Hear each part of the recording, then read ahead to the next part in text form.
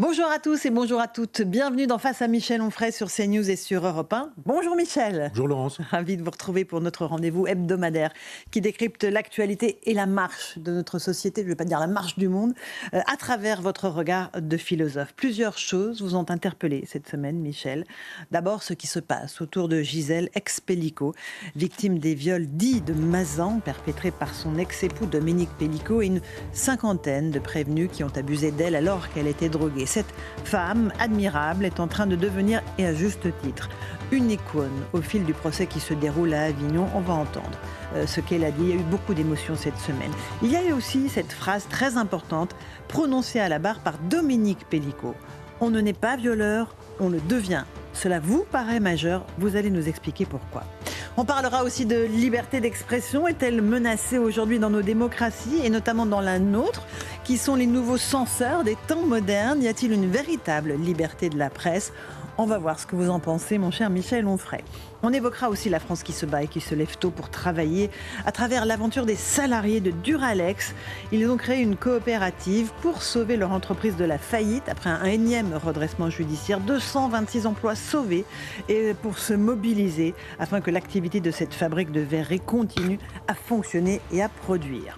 Enfin, la crainte de la patronne de la DGSI, le renseignement intérieur, qui pointe du doigt la montée de la menace terroriste en France avec un phénomène inquiétant de radicalisation de très jeunes individus par le biais des réseaux sociaux. Le grand danger que représentent ces applications numériques, c'est au programme de nos discussions également. Voilà pour le sommaire, mon cher Michel. On va commencer par ce procès qui se déroule à Avignon, qui n'est pas le procès de Mazan. Vous avez raison de le dire, parce que évidemment, c'est un raccourci journalistique de dire les viols de Mazan. Non, c'est un petit village, c'est oui. ça. Mazan. Oui. Et les viols de Mazan, c'est-à-dire que ça s'entend dans deux sens. On aurait violé le village, ou alors le village aurait été violeur. C'est terrible pour les gens de là-bas qui disent mais associer notre village, les gens aiment leur petit clocher, c'est mon cas, et on n'a pas envie que le comportement de quelqu'un puisse rejaillir sur l'ensemble du nom d'un village qui devient sali. Entièrement d'accord avec vous. C'est le procès de Dominique Pellico et des co-accusés. On va entendre ce qu'il dit dans un instant, mais j'aimerais qu'on commence par Gisèle, son ex-épouse, celle qui a été la victime pendant toutes ces années des abus qui ont été perpétrés sur elle. Elle a été en colère cette semaine parce qu'au fil des audiences, il y a eu un soupçon qui a été jeté sur elle par les avocats de la défense. On va écouter ce qu'elle disait quelques jours après le début du procès. Je pense avoir dit tout ce que je pouvais dire. C'est pas évident, bien évidemment. C'est un exercice de style qui n'est pas facile. Et puis il y a aussi la pression de tous ces individus qui sont derrière moi. Et je sens bien qu'on essaye, au niveau des questions, de me piéger, bien évidemment. Donc j'essaye de répondre le mieux possible. Et puis il va falloir se battre jusqu'au bout, bien sûr, parce que ce procès va durer 4 mois. Voilà. Elle a été très en colère cette semaine qu'on ait pu insinuer, que certains avocats aient pu insinuer qu'au fond, elle était complice de ce qui s'était produit. C'est une colère légitime, évidemment, Michel. Oui, bien sûr.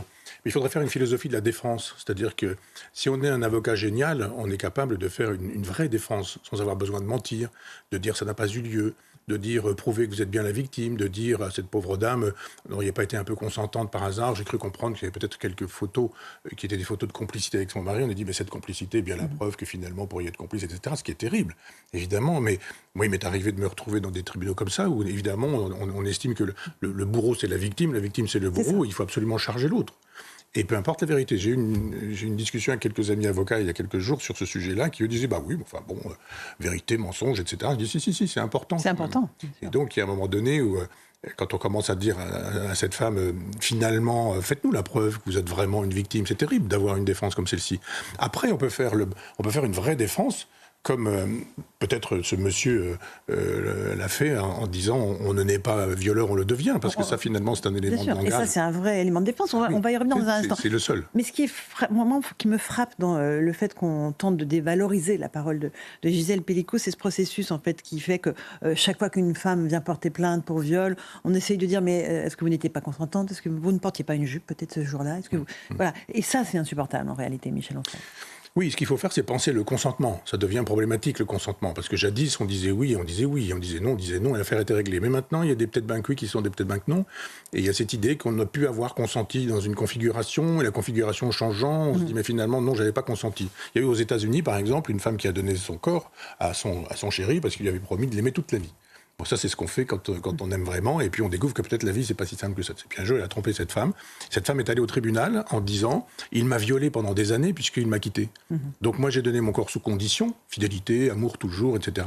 Il a finalement trahi ce contrat que nous avions passé, donc j'ai pas consenti. » Et c'est compliqué, ces gens qui commencent à théoriser la question du consentement en disant « Attention, quand on a dit oui, c'est peut-être qu'on a dit non. » Et ça, c'est un tout petit texte terrible de Freud qui nous dit « Oui, c'est non. » Et non, c'est oui. Vous avez votre inconscient. C'est toujours l'inconscient qui plane sur ce genre de choses. Donc c'est la confusion totale, ça. Pardon ? Oui, c'est non, c'est oui. C'est la confusion totale. C'est le nihilisme absolu. Parce qu'on dit, ah, vous avez dit oui, mais que dit votre inconscient ? Si vous dites oui, Freud dit, c'est que votre inconscient pense non. Si vous dites non, c'est que votre inconscient pense oui. Alors dans ces cas-là, effectivement, le nihilisme est total. Et à partir de cette inversion des valeurs, le bourreau est une victime, la victime est un bourreau. Ça devient difficile de porter haut et clair la vertu et la dignité que porte cette dame. Et justement, c'est ce qu'elle a dit au cours de cette audience. Elle a dit, mais qui est la coupable dans cette salle d'audience ? Je me sens humiliée. Pendant ce temps-là, les autres, en parlant des accusés, sont tranquilles. Un viol est un viol. Oui, il n'y a aucun débat là-dessus. Un viol est un viol. Absolument. Il n'y a aucune circonstance atténuante. Alors, il y a des circonstances explicatives qui font qu'on peut expliquer que des gens puissent faire ça. Mais ça ne veut pas dire que, pour autant comprendre, c'est pas excusé, pour utiliser la formule. C'est essayer de voir comment on peut en arriver à ce genre d'extrémité, quoi. Moi, je suis pour la réhabilitation du concept de monstre. Hein. J'entends des gens qui disent, mais non, pas du tout. Oui, etc. Mais le coupable n'est pas un monstre. Mais bien sûr que si, ce sont des monstres. Et l'idée que le monstre, c'est quelqu'un dont on verrait la monstruosité sur le visage est une idée stupide. Moi, j'ai fait des conférences dans des prisons, j'ai vu des gens qui étaient là et qui avaient fait des choses qui justifiaient qu'ils y soient, et ils n'avaient pas la tête de violeurs, de criminels, de meurtriers, etc. On a la tête de quelqu'un de normal, je dirais. Simplement, c'est le cerveau qui est en jeu. C'est pas l'inconscient. Moi, je crois pas à l'inconscient freudien. Je crois au cerveau, en revanche. Et le cerveau, il est neutre. D'ailleurs, tous les wokistes qui nous disent qu'il n'y a rien dans le cerveau, et c'est ce qu'on y met par la suite, devraient être sensibles à l'argument de M. Pénicaud, qui est un argument d'existentialiste. On parlait de langage de Sartre, hein, du genre, l'existence précède l'essence. C'est-à-dire, il n'y a pas une essence du cerveau dans lequel il y aurait des choses écrites ou inscrites. Lui, il dit, moi, je suis devenu violeur. Puis alors après, papa, maman... Et il l'explique par son enfance, les traumatismes qu'il aurait et les viols subis dans son enfance. Il dit, je suis un violeur. Comme ceux qui sont dans cette salle, ils savaient tous, ils ne peuvent pas dire le contraire. Là, il charge évidemment ses co-accusés et il dit on ne naît pas comme ça, on le devient. Vous y croyez, Michel ? Mais oui, et vous aussi, et moi aussi, du simple fait que moi, j'ai pas, à un moment donné, choisi ma sexualité. En disant, tiens, je vais essayer ceci, je vais essayer cela. Les filles m'intéressaient, pas les garçons. J'étais pas intéressé par les petites filles, etc., etc. Il y a un moment donné où votre désir, vous le découvrez vous-même. Et j'ai des amis homosexuels à qui j'ai posé la question et qui m'ont expliqué qu'effectivement, eux aussi, ils ne désiraient pas les filles, ils désiraient les garçons. Et ça se produit comme ça se fabrique comme ça. Alors, il y a des explications diverses et multiples. Il y a des explications biologisantes, je dirais. On peut imaginer que le cerveau se constitue, qu'il se constitue avec de la matière et du matériau. Et aujourd'hui, on a des perturbateurs endocriniens. Souvenez-vous de Benoît Hamon qui avait fait sa campagne présidentielle socialiste, qui a fait sa campagne présidentielle là-dessus. Il avait raison. Et on perturbe les identités sexuelles. Il y a des gens qui ont des options plutôt freudiennes, en disant attachement au père, attachement à la mère, détestation de l'un, mépris de l'autre, etc. Enfin, il y a des explications diverses et multiples, simplement on le constate. Il y a un psychologue qui s'appelle Krafft-Ebing qui a écrit un très gros livre qui s'appelle Psychopathologie sexuelle, c'est en latin Psychopathia sexualis. C'est un pavé de toutes les perversions sexuelles. Mais c'est inimaginable, ce qui est possible, pensable, faisable, etc. etc. Et simplement, la question de la sexualité, tout est acceptable pourvu qu'il y ait du consentement. Donc non avec les enfants qui ne peuvent pas consentir, non avec les handicapés mentaux qui ne peuvent pas consentir, non avec les morts, il y a des nécrophiles, non avec les animaux, il y a des zoophiles, il y a même des philosophes comme Peter Singer pour défendre la zoophilie. Tous ceux qui nous disent que l'homme et l'animal c'est la même chose disent à un moment donné, mais pourquoi pas avoir des relations sexuelles avec un singe ? Peter Singer, philosophe, il enseigne l'éthique aux États-Unis, d'origine australienne. Et il nous dit que finalement, tout ça est susceptible d'être défendu pourvu qu'on ne fasse pas souffrir les animaux. Donc je pense que la question du consentement est essentielle, et le consentement, il faut l'obtenir de manière éclairée. Et on ne peut pas violer quelqu'un avec son consentement. Après, c'est un jeu amoureux, on peut avoir des rapports quelqu'un inanimé et inconscient, on peut c'est pas possible, c'est pas pensable, c'est pas acceptable. Donc quand c'est contractuel, c'est ce que Deleuze dit sur la question du masochisme. Il y a des gens qui veulent frapper, des sadiques, des gens qui veulent être frappés, des masochistes. Il y a des sadomasochistes avec des mises en scène, des libertines, etc. Il n'y a aucun problème. Simplement, si vous frappez quelqu'un sans son consentement, à ce moment-là, c'est délictueux. Donc c'est la question du consentement qu'il faut poser. La question de la sexualité, c'est la question de l'alcôve. C'est intime, c'est secret, c'est discret, voilà. Sauf quand, effectivement, vous n'avez pas le consentement. Et à ce moment-là, effectivement, c'est condamnable. Et un viol est un viol, évidemment. On est sur CNews et sur Europe 1 en face à Michel Onfray. Il y a un dernier aspect de cette affaire Pellico que j'aimerais aborder avec vous. C'est la construction d'une icône autour de la figure de Gisèle Pellico. On va juste écouter la façon dont les gens l'applaudissent désormais lorsqu'elle sort de l'audience et dont les soutiens, encore une fois, lui sont manifestés. Il y a beaucoup de gens qui lui offrent un bouquet de fleurs et qui lui manifestent leur soutien. D'abord les applaudissements, puis on écoute quelques témoignages.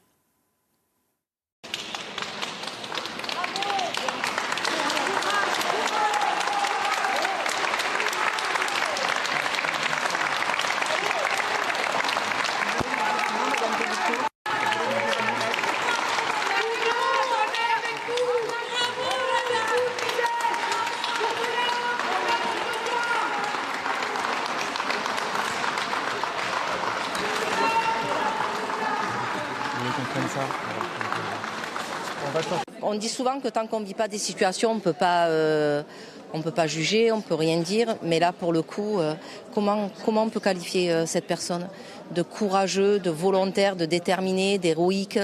Elle représente les femmes violées, battues. Et aujourd'hui, on est là pour elle. Et cette femme, pour moi, a une dignité absolument exceptionnelle et a subi des choses atroces. Je me demande comment elle va tenir après. C'est ça. Pour le moment, elle tient bon. Pendant les 4 ans, elle a eu des moments certainement difficiles et des moments de déni. Mais comment va-t-elle être après ce procès? C'est un fait de société, ça c'est certain. Mais l'affaire est tellement énorme que j'espère qu'ils vont en faire un exemple. Voilà pour tous ces témoignages, Michel Onfray, de femmes qui sont solidaires de Gisèle Pellico, mais il y a des hommes aussi qui sont présents et qui viennent lui manifester leur soutien. C'est une affaire qui concerne tout le monde, évidemment, Michel. Ah oui, bien sûr. Simplement, il faut éviter d'oublier qu'il s'agit le procès d'une personne. Et d'une cinquantaine de co-accusés. Absolument, mais d'en faire un procès idéologique. C'est-à-dire que je n'ai pas vu de femmes disant que c'était le procès du patriarcat. Non. Et tout ce qui a été dit, je souscris. Effectivement, il y a une compassion évidente. Cette femme est d'une grandeur, d'une douceur, il y a quelque chose qui transparaît dans son déplacement même. On voit la charge de l'histoire qu'elle porte. Et effectivement, l'histoire du viol, de la violence, etc. Pas du patriarcat. Le patriarcat dit un homme est un violeur et ce violeur, il est un homme, donc tous les hommes sont des violeurs. C'est aller beaucoup trop vite. Donc effectivement, la sympathie, la compassion, l'amitié, l'affection, les bouquets, l'idée de dire c'est une icône, bon d'accord, mais attention, quand on touche à l'icône, la plupart du temps, on fait plus de morale, on fait de l'idéologie, on fait de la politique, on fait plus du droit. C'est le danger, effectivement. Et c'est le danger. Mais il faut effectivement la soutenir absolument. Et puis aussi être équitable en disant attention, moi j'ai pas le fantasme du violeur. L'absence minimale, l'inframince de l'absence de consentement fait que moi, je ne peux pas avoir de relation avec quelqu'un si effectivement je sens qu'il n'y a pas le début d'un vrai consentement. Et s'il y a un début de résistance, on s'arrête. Il y a des gens pour lesquels la sexualité est ainsi faite que ce qui les fait jouir, c'est le refus, c'est l'opposition. Et ça, effectivement, c'est la part la plus animale en l'homme. C'est la bête, quoi. C'est ce qui fait que, et Darwin nous l'a dit, nous descendons d'un singe et nous sommes restés, ce singe. Et il y a toujours cette espèce de truc primitif, des garçons qui regardent passer les filles, etc. C'est pas exactement la même chose que de photographier sous la jupe des filles, c'est pas non plus la même chose que d'organiser le viol de sa propre femme. Cette façon de dire qu'on devient violeur, c'est effectivement une façon de laisser parler la bête en soi. Et je pense qu'il faut éduquer. Il y a naturellement chez les hommes une potentialité. Potentialité n'est pas réalité. Que cette potentialité devienne réalité, c'est qu'il y a eu échec entre deux. Il y a eu échec de la famille, il y a eu échec des éducateurs, il y a eu échec, je sais pas quoi, de la religion, enfin de tous les gens qui nous donnent des valeurs et qui nous disent vous êtes plus qu'un animal. Vous avez de la conscience, de l'intelligence, et ce que disent les chrétiens, c'est-à-dire le libre arbitre, la possibilité de dire non, le fameux « un homme ça s'empêche » d'Albert Camus. Donc tous les hommes ne sont pas comme ça, et la société aujourd'hui n'enseigne pas grand-chose. C'est-à-dire que jouir sans entrave, c'est un peu ça aussi. Hein. Évidemment. Hélas, ça donne raison à se jouir sans entrave. On l'a déjà dit, vous et moi, sur ce plateau, mais l'éloge de Sade, c'était ça aussi. C'est un grand scénario sadien, et sadique aussi en même temps, avec des philosophes qui ont trouvé que Sade, c'était formidable. Moi, j'ai dit, attendez, la vie de Sade, c'était ça. Hein. C'était quand même, il n'a pas été emprisonné sous la royauté, sous l'Empire, et sous la monarchie, même avant, monarchie, et puis, etc. Il y a eu monarchie, république et empire, voilà, sans de véritables raisons. On a retrouvé des ossements dans son jardin. Et puis, il y a eu des voies de fait. Il a violé des gens, il a drogué des gens, des femmes, évidemment, etc., etc. Moi, je n'ai jamais eu de sympathie pour cette transgression. J'ai pas eu de sympathie pour Georges Bataille, qui lui aussi faisait la transgression. L'éloge de la transgression, et quand j'étais à la fac, c'était formidable, ça, des batailles. Et je pense, hélas, que quand on a fait s'effondrer les valeurs morales, éthiques, religieuses, et qu'en même temps on a célébré la transgression, on a quelqu'un un jour qui dit « Moi, je suis un héros de Sade ». Qu'en faites-vous, messieurs, ils ne sont plus là, mais messieurs Foucault, Deleuze, Lacan, qui ont fait l'éloge du marquis de Sade et de son sadisme. Ça a donné ça. Hein. Lui dit qu'effectivement, il y a une pulsion qui est de jouissance à faire souffrir. Et au nom de Sade, on donne le sadisme. Et il y a un Sacher Mazor, qui est un philosophe écrivain plutôt autrichien, qui a écrit La Vénus à la fourrure, et qui lui invente le mot masochisme. Et donc le masochiste a plaisir à se faire du mal. Et le sadomasochiste fait du mal et a plaisir à faire du mal, parce que, etc. Donc cette composante, elle a été mise en évidence par les psychologues, et nous avons tous des parts de sadisme, tous des parts de masochisme, et tous des parts de sadomasochisme. À charge pour la morale ou l'éthique de nous calmer sur ce terrain-là en nous disant d'abord tu es un homme et ensuite éventuellement une bête. Sauf que dans une époque où on dit allez-y et jouissez sans entrave, il y a des gens qui prennent au mot. Michel, on va parler de quelque chose de positif. Les salariés de l'entreprise Duralex, c'est vous qui m'avez interpellé là-dessus, une verrerie mondialement connue, se sont mobilisés il y a quelques mois pour tenter de sauver cette entreprise de la faillite. Ils ont créé une SCOP, ça a permis une coopérative de sauver 226 emplois et ils espèrent retrouver un chiffre d'affaires et une rentabilité qui leur permettent d'inscrire cette entreprise sur la durée. On va juste écouter une salariée, elle s'appelle Bérangère Pertuis, directrice des achats, qui explique le principe de la SCOP. Le principe de la SCOP, c'est une personne égale une voix. Donc chaque salarié associé qui a cru au projet dès le départ a sa voix et peut voter et donner son opinion. Et c'est tout l'objectif de la SCOP et de ce qu'on voulait créer au départ. Et puis surtout que, en fait, l'argent que dégage la société Duralex, les bénéfices qui sont dégagés, puissent être récupérés et répartis entre les salariés et non plus aspirés par les éventuels actionnaires. Et qu'on réinvestisse aussi dans l'outil industriel. Voilà, ça c'est la belle histoire de la semaine, Michel. On en aura une autre dans la seconde partie. Formidable. Mais c'est formidable. Formidable. Ça c'est ma gauche. Quand les gens me disent vous êtes de droite, d'extrême droite, etc., je dis ah bon, prouvez-le-moi. Moi je défends depuis que j'ai lu Proudhon, 15, 16 ans, 17 ans, cette conception de l'entreprise, de l'autogestion. Voilà des gens qui ont, plutôt que de dire on veut absolument de l'argent, et puis non, on reprend, nous on sait faire, on est capable d'être ingénieur, designer, commerciaux, de travailler à la production, etc. Et puis après on fait des conseils d'administration, et chaque voix, c'est ce qu'elle dit, une voix vaut une voix, et peut-être la dame qui balaye ou le monsieur qui passe l'aspirateur ou ce genre de choses, ils ont quelque chose à dire, et puis tout le monde écoute et on décide ensemble. Et les bénéfices sont partagés. C'est le général de Gaulle, c'est la théorie de la participation. Quand le général de Gaulle le dit très tôt, c'est pas seulement une réponse à mai 68 chez le général de Gaulle. Il le dit dès le départ. Et il dit du bien, le général de Gaulle, du socialisme français du 19e siècle et de Proudhon. Le général de Gaulle, c'est un scoop que je vous donne, le général de Gaulle dit du bien de Proudhon. La grand-mère du général de Gaulle avait d'ailleurs fait un article élogieux à la mort de Proudhon. Pour vous dire qu'il y a un proudhonisme qui est autogestionnaire, et il n'est pas étonnant que dans cette aventure Duralex, acheter des verres Duralex, dans cette aventure Duralex, comme par hasard, la CGT est contre. Eux, ils sont pour la lutte des classes, ils sont pour la révolution, ils sont pour l'abolition du capital, ils sont pour la destruction du capitalisme. Ça marche pas, ça n'arrivera pas, jamais. On n'a pas le temps d'expliquer pourquoi. Mais alors que là, ils disent, mais non, nous, on organise autrement, on est autogestionnaire, on a des idées pour produire, pour diffuser. Et on sait faire. Et on sait faire. Et ça a marché avec LIP. Vous n'étiez pas né, mais les montres LIP à Besançon, grande tradition d'ailleurs socialistes libertaires du 19e siècle, Fourier de là-bas, Hugo et de Besançon, Proudhon et de Besançon aussi.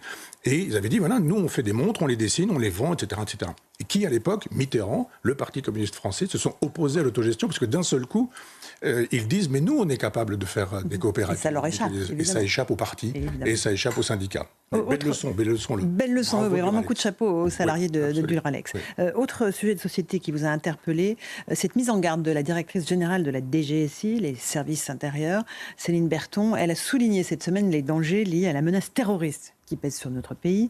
Elle a exprimé son inquiétude face à la radicalisation d'individus de plus en plus jeunes, Michel Onfray, qui sont happés par la violence, des scènes d'abord de violence qui sont diffusées sur les réseaux sociaux, et ensuite redirigés vers des filières idéologiques islamistes et terroristes. C'est un véritable fléau, un véritable danger.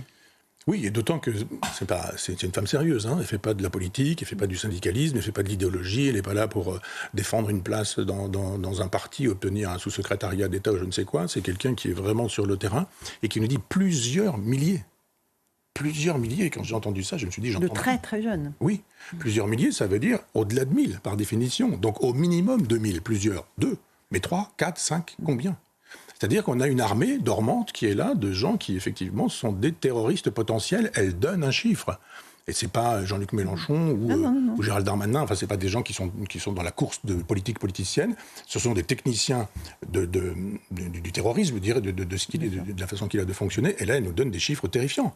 La question est, qu'est-ce que vous avez l'intention de faire, messieurs les politiques, quand vous avez un chiffre qui vous est donné comme ça, 3, 4, 5 000 personnes susceptibles de mettre à feu et à sang la France. Je le rappelle quand même, parce que ça a été assez peu dit, on a fait une espèce d'hystérie sur les Jeux Olympiques en disant, vous avez vu, c'était formidable, il y a des policiers partout, mais c'était quand même très bien, et puis il ne s'est rien passé. Mais personne n'a dit le deal qui avait été passé entre Emmanuel Macron et le Qatar, et ce que le Qatar entretient comme relation avec l'Iran. Une espèce de pause du genre, il ne se passera rien, mais... Et on ne le saura pas, évidemment, tout ça est discret, tout ça est secret. Mais ça a été payé, ça a été acheté, cette paix a été achetée et payée. C'est pas seulement parce qu'il y avait un gendarme, un policier... À chaque coin de rue. C'est pas suffisant, vous avez toujours la possibilité d'un type qui se fait exploser, indépendamment du fait qu'il y a des policiers.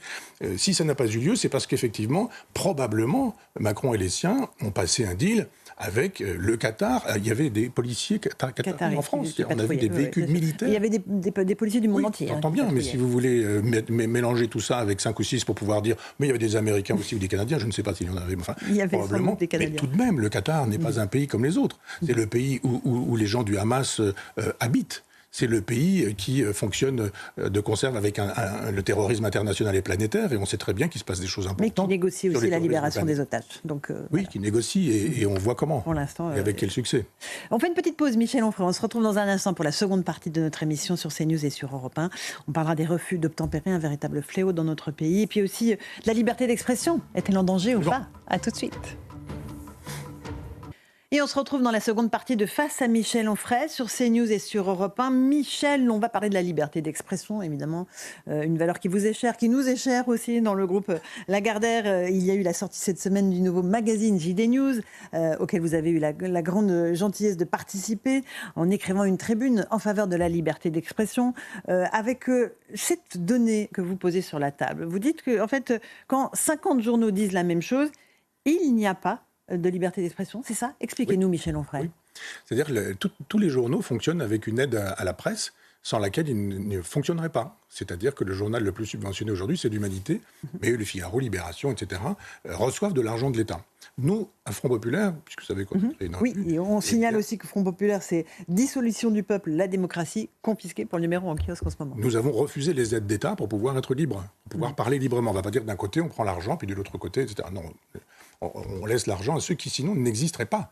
Je rappelle que ce sont les Français qui paient les journaux qui leur vomissent dessus la plupart du temps. Parce que, in fine, vous avez un journal de gauche, l'Humanité, vous avez un journal de droite, Le Figaro, ou de centre-droit, vous avez un journal de ceci ou cela, etc. Le Monde, dont des gens disent encore qu'il est journal de référence. De référence à quoi ? Et ce sont des gens qui alors, font semblant de penser des choses différentes. Et étonnamment, dans le goulot d'étranglement du deuxième tour, ils sont tous en train d'appeler à voter pour le candidat maastrichtien. Tous. Mais tous. Alors évidemment avec des raisons particulières, du genre voter n'importe quoi, mais voter contre Marine Le Pen, disait je crois la Libération à une époque.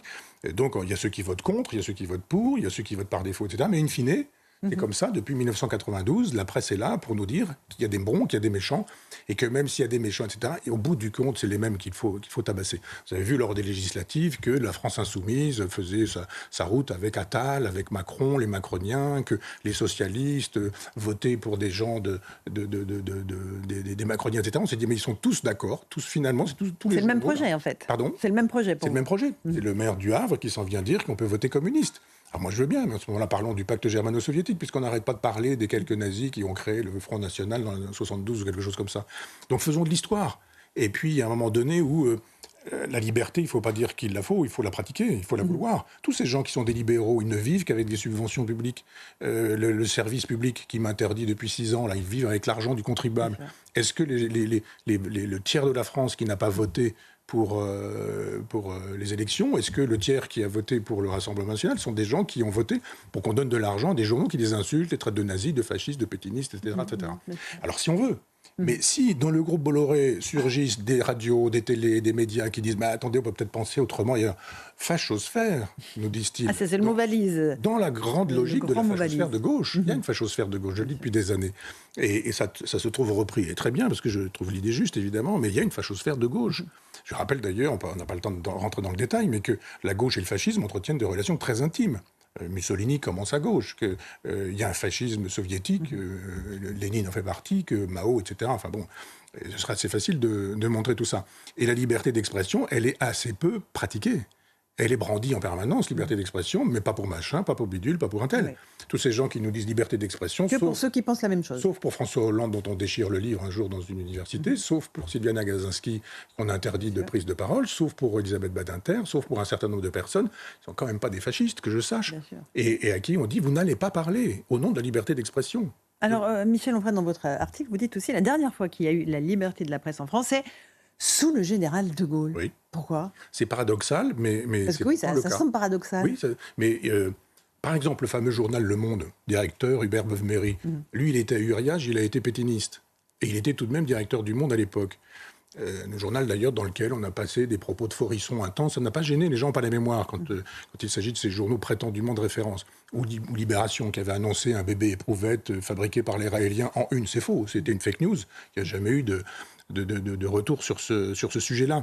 Le général de Gaulle laissait faire ces gens-là. Il savait bien qu'il y avait un vichiste à la tête du Monde et que le Monde ne perdait pas une occasion de le détruire. Le Monde a d'ailleurs détruit Camus exactement de la même manière. Quand Camus est à Stockholm pour recevoir son prix Nobel et qu'il dit « entre la justice et ma mère, je choisis ma mère » parce qu'il dit « je ne peux pas tolérer que le terrorisme soit une façon de faire activer ou d'activer ou de faire avancer des idées de justice », d'un seul coup, c'est le Monde qui prend la tête en disant la cabale. Sartrien évidemment, regardez, ce type, il défend le colonialisme, etc., ce qui était complètement faux. Et donc le général de Gaulle savait qu'il devait faire avec cette presse-là et il tolérait ça.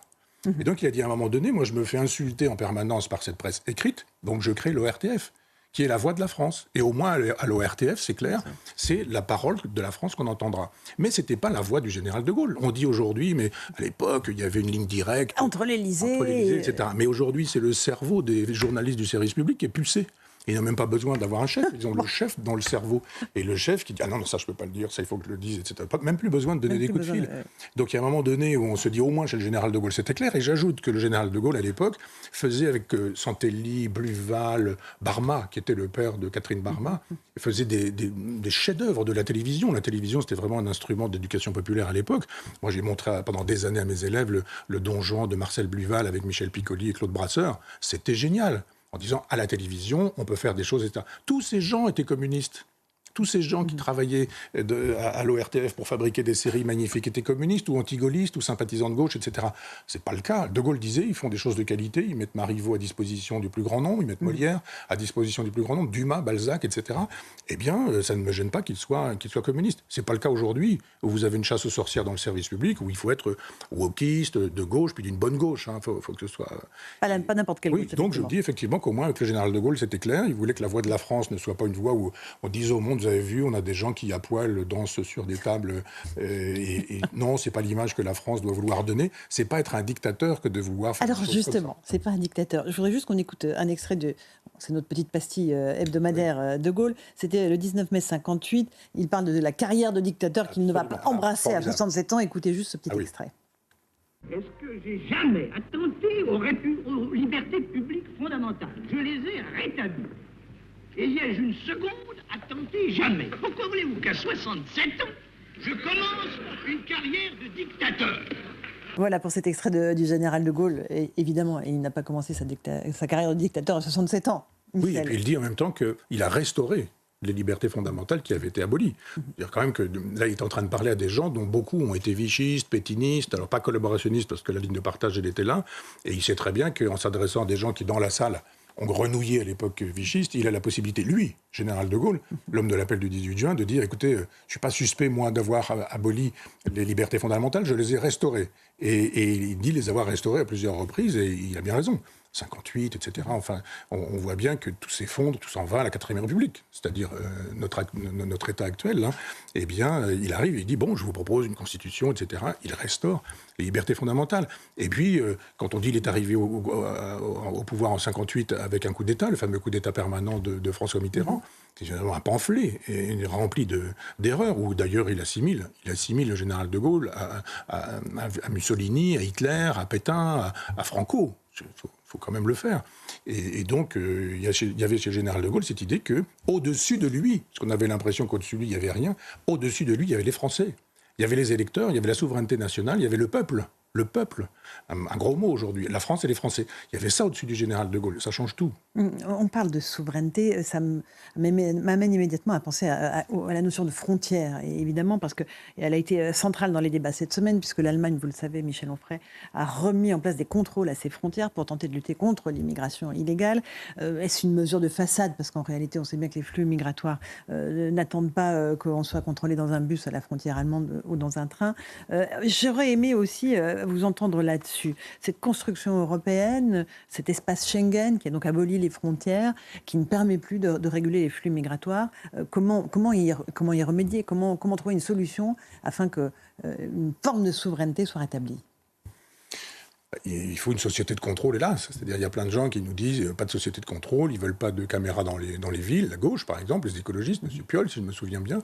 Il y a quand même des logiciels de reconnaissance faciale qui permettent très, très facilement de savoir qui est qui. C'est-à-dire, après, on passe à voir... Et les libertés publiques, alors? Oui, mais il y a la liberté, la sûreté, la sécurité, ça existe aussi. On peut dire, mais la liberté, c'est la liberté de violer, c'est la liberté de massacrer, c'est la liberté de tuer, c'est la liberté de poser des bombes, c'est la liberté de défendre des criminels. Non, la liberté, c'est pas la possibilité de faire n'importe quoi. Ça, c'est la licence. Et on confond la liberté et la licence. Moi, je suis pas gêné, quand je suis dans un aéroport ou dans une gare, de savoir que je peux être filmé et qu'il peut y avoir un logiciel de reconnaissance faciale, parce qu'on va pas dire, Michel Onfray prend le train pour aller à Caen. C'est pas ça le problème. C'est juste de dire, ce monsieur est recherché par la police. Ce monsieur est un violeur, ce monsieur est un terroriste, ce monsieur est un fichier S, ce monsieur, etc. Ouais. Ça permet de faciliter le travail de la police. Donc il y a un moment donné où il n'y a pas à craindre une espèce de société absolument totalitaire. Je pense que ce qui est totalitaire, c'est la possibilité de laisser la loi de la jungle, parce qu'effectivement, on dira, mais après tout le monde ayant le droit de circuler, eh bien tout le monde a le droit de tout faire, et on a le droit de violer, on a le droit de massacrer. Non, on n'a pas ce droit-là. La sûreté fait partie des droits de l'homme.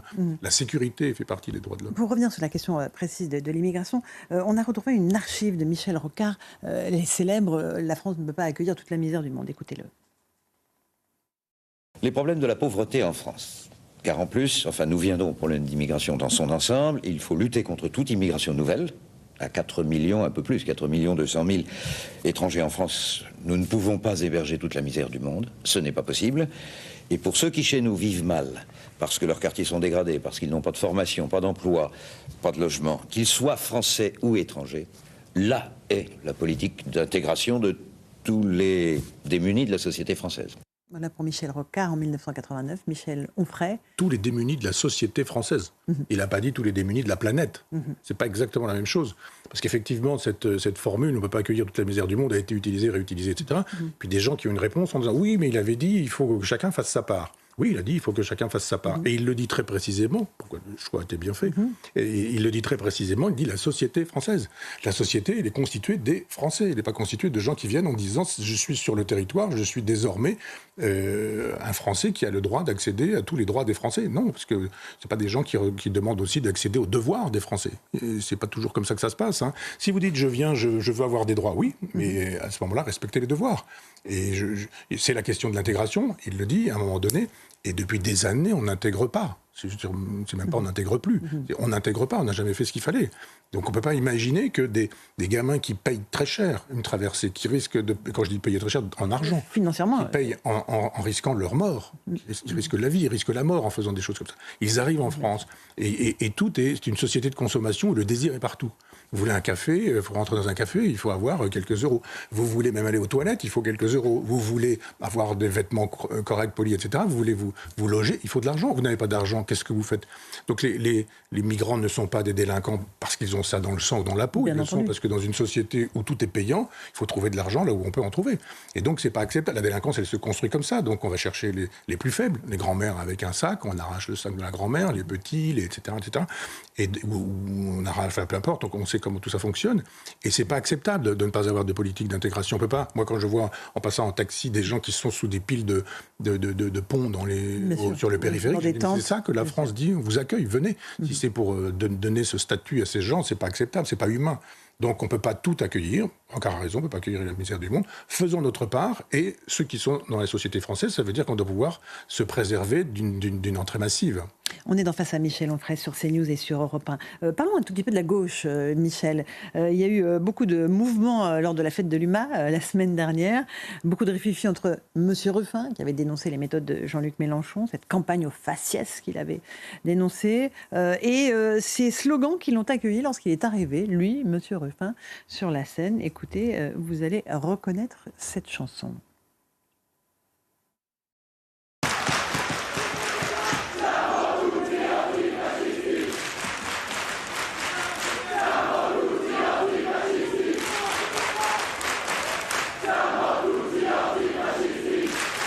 Voilà, nous sommes tous des antifascistes, scande-t-il devant un François Ruffin, qui malgré tout reste sur cette scène. Qu'est-ce que ça vous inspire, Michel Onfray? Et on va écouter Jean-Luc Mélenchon juste après. J'étais à Nuremberg il n'y a pas très longtemps, mais ça ressemble à Nuremberg. Ces foules qui sont avec, alors le point, mais... Et puis, cette espèce d'unanimité vociférante de gens qui crient des slogans. Crier des slogans, c'est cette pensée. Je pense que dès qu'on commence... Contre l'un des leurs, on le rappelle, c'est l'un des leurs. Pas forcément. Il est devenu qui, Monsieur Ruffin? C'est-à-dire, quand ça a été rentable d'être chez Mélenchon, il était chez Mélenchon. Et là, il a été élu grâce aux voix de la droite. Et élu grâce aux voix de la droite, il rend un peu la monnaie de sa pièce. Donc il devient autonome à partir du moment où c'est plus forcément très utile, et puis etc. Il y a de la politique politicienne dans tout ça. Ça fait un moment qu'il aurait pu avoir l'élégance de s'opposer à Mélenchon quand c'était en pleine puissance, etc. Maintenant, on a l'impression que lui aussi il fait de la politique politicienne, qu'il se sert des gens sur ce terrain-là. Maintenant, nous sommes tous des antifascistes. Alors d'abord le dire en italien, formidable. C'est-à-dire que Ruffin et Mussolini, c'est du délire total. C'est d'abord une inculture totale. Et ensuite, c'est pas ça le fascisme. Et tous ces gens-là seraient en prison s'il y avait du fascisme, et on leur administrerait de l'huile de ricin, des coups de nerfs de bœuf, et puis des coups de pied, etc. Et puis ils seraient dans un autre état que dans leur slogan, là. Donc tout ça sent mauvais. Je pense que si le fascisme existe quelque part, il est là en germe. Et pas du tout chez Ruffin. Quant à Ruffin, tant mieux, s'il a compris effectivement que tout ce qui était sociétal n'était pas une priorité, et que peut-être la question transsexuelle existe, mais qu'elle n'est pas forcément majoritaire, mais qu'on retrouve le petit peuple, on retrouve les gens modestes. Bon, là-dessus, il a toujours été proche des gens simples et des gens modestes, et il a ma sympathie sur ce sujet-là. Mais ça sent trop la carrière. Il y a un moment donné où il a dit « Moi aussi, je pourrais être Premier ministre. » Tous ces gens qui veulent être Premier ministre me fatiguent. Il y en a effectivement pléthore. Il y a quelque chose, moi, qui m'a intéressé, c'est la procédure de destitution lancée par la gauche, et notamment initiée par Jean-Luc Mélenchon. On va écouter ce qu'il en dit de cette procédure de destitution d'Emmanuel Macron. Le système républicain est mis en cause par une seule personne, le président de la République. C'est lui qui a décidé la dissolution. C'est lui qui a décidé d'attendre 3 mois pour désigner un Premier ministre. C'est lui qui met en place un gouvernement qui est dirigé par des partis minoritaires dans les élections. Et c'est vous qui devez répliquer. Nous aurons fait notre part de travail, les Insoumis. Maintenant, c'est à vous tous, à vous toutes, de faire la vôtre. Montrer que le peuple reste un peuple libre en France, qu'il est le souverain et le seul. Voilà pourquoi nous nous retrouvons le 21 septembre. Et il se trouve que c'est la date anniversaire de la création de la République en France.